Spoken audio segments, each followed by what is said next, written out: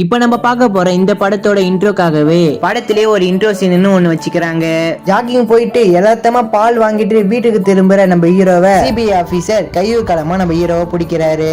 அவர் வேலை பார்த்து அந்த பேங்க்குக்கு இழுத்துட்டு வராரு. கேட்டா பேங்க்ல இவரு அசிஸ்டன்ட் ஜெனரல் மேனேஜரா ஏஜிஎம்மா வேலை பார்த்த அந்த பேங்க்ல சிபிஐ ரைடு பண்றாங்க. நம்ம ஹீரோவோட வீட்லயும் சிபிஐ ரைடு நடக்குது.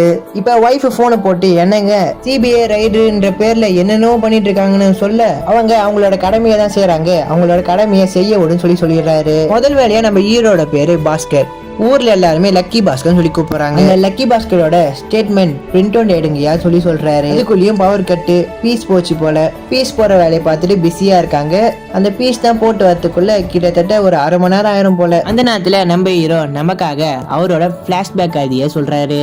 ஒரு வாட்டர் ஸ்கூட்டி ஒரு பேங்க்ல சாதாரண அக்கௌண்டன்ட் வேலையை பார்க்கறதுதான் நம்ம ஹீரோ. பேரு பாஸ்கர். அங்க ஒரு அதிகாரி இருப்பாரு.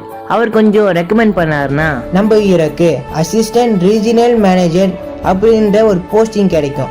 இப்ப 6000 ரூபாய் தான் சம்பளம். அங்க போனா ஒரு 9000 கிட்ட சம்பளம் வரும். அந்த ஒரு ப்ரமோஷன் கிடைச்சா நல்லா இருக்குமே சொல்லி சந்தோஷப்படுறான். ஆள் நல்லா ஜாலியா சிரிச்சு பேசிட்டு இருக்கிறான். ஆனா மனசுக்குள்ள ஏகப்பட்ட வழிகள் இருக்குது, கடன்கள் இருக்குது. இந்த சைடு பார்த்தா லாக்கர் ரூமோட ஒரு இன்சார்ஜ்னு ஒருத்தர் இருக்காரு. அந்த ஒரு லாக்கர் ரூம்ல என்னதான் போனாலும் வந்தாலும் அதுக்கு அவர் தான் பொறுப்பு.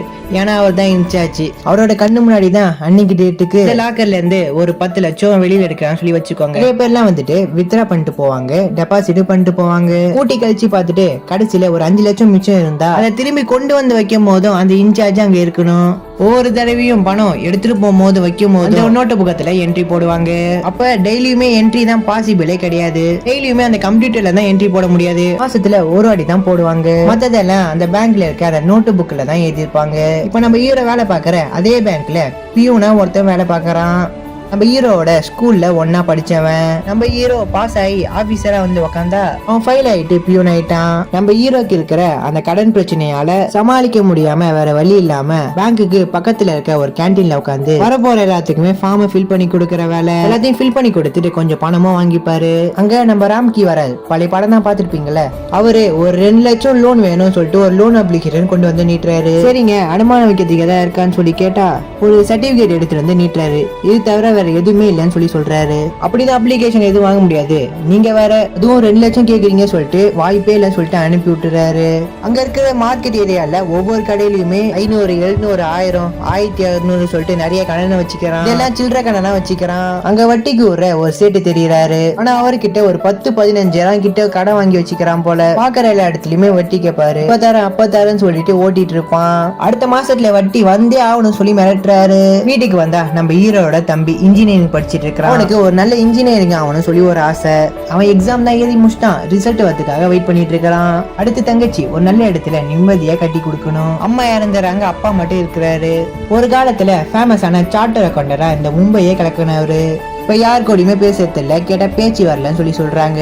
ஒரு 10 வருஷத்துக்கு முன்னாடி நண்பர் கூட மொத்த பணத்தையும் இன்வெஸ்ட் பண்ணாரு. கூட அந்த பார்ட்னர்ஸ் ஏமாத்தி துரத்தி விட்டாங்க. அப்ப அவருக்கு ஒரு வலிப்பு வியாதி வந்துருச்சு. அதுல இருந்து யார் கூடயுமே பேசுறது இல்ல.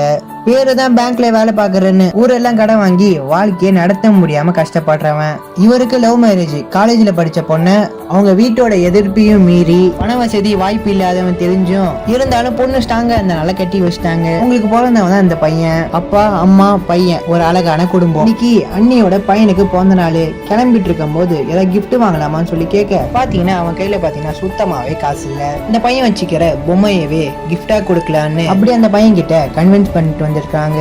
டேய் இப்போ உன் பொம்மையை கொடு, அடுத்த வாட்டி உன் பிறந்த நாளைக்கு பெரிய பொம்மையை வாங்கி தானே சொன்னனால அவன் ஒத்துக்கிறான். அந்த பையன் கிஃப்ட் கொடுக்கும் போது கொஞ்சம் சோகமா தான் இருக்கிறான். உள்ள வந்து நம்ம மச்சான் கிட்ட ஹாய் சொல்லுவார் நம்ம ஹீரோ. மச்சான் இவன் சொல்றது எதுவுமே கண்டுக்காம அங்கேயுமா அழிஞ்சிட்டு இருக்கிறான். சுத்தமா கண்டுக்க கஷ்டத்துல இருக்காங்கன்னு அந்த மச்சானுக்கு நல்லாவே தெரியும். ஆனா மச்சான் உதவி பண்ண தயாராவே இல்லை. ஆனா அம்மா பார்த்தா இதே மாதிரி பையனை தான் நீ தேடி கண்டுபிடிச்சு லவ் பண்ணுமா, இப்ப கூட ஒண்ணு கெட்டு போல, அந்த பையனை விட்டு வந்துரு, நான் உன் பையனை பாத்துக்கிறேன், நம்ம ஸ்டேட்டஸ்க்கு ஏதாப்ப ஒரு பையனை பார்த்து நான் கட்டி வைக்கிறேன் சொல்லி அவங்க அம்மா சொல்றாங்க.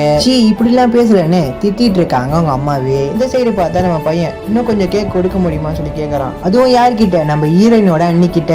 அதுக்கு அவளும் உனக்கு இதாண்டா குறைச்சல், போட்டது அவ்வளவுதான், இதே தின்னுட்டு இருப்பேன் அப்படின்னு பேசிடுறாங்க. இப்ப அவளுக்கு வரும் பாருங்க கோவம். இருக்குன்னு போய் பிள்ளையும் புரிச்சனையும் அந்த இடத்த விட்டு கூட்டு போறா. அங்க இருக்கவங்க ஏன்டி இப்ப விறுவிறுன்னு போறேன்னு சொல்லி கேட்க இந்த பதிலும் சொல்லாம புருஷனையும் புள்ளையும் கூட்டு போறா. அந்த பையனை பசிக்குதுன்னு சொல்லி கேட்டான். பாவம் அடுத்த தட்டு வண்டி கடையில மாவு பஜ்ஜி சாப்பிடலான்னு ஒரு 3 மாவு பஜ்ஜி ஆர்டர் பண்றான்.